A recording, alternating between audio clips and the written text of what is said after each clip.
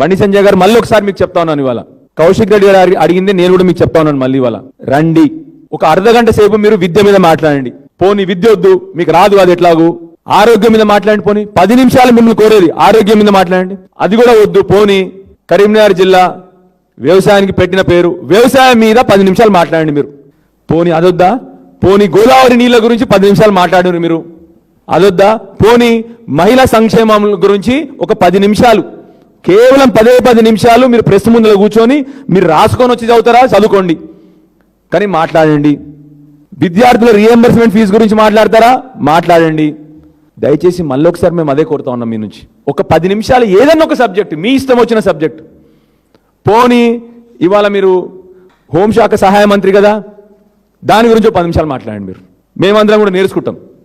మా ప్రజలకి నిన్న ఒక పౌరుడు పెట్టిండు సోషల్ మీడియాలో ఒక మెసేజ్, బ్రహ్మాండమైన మెసేజ్ పెట్టినాడు నిన్న.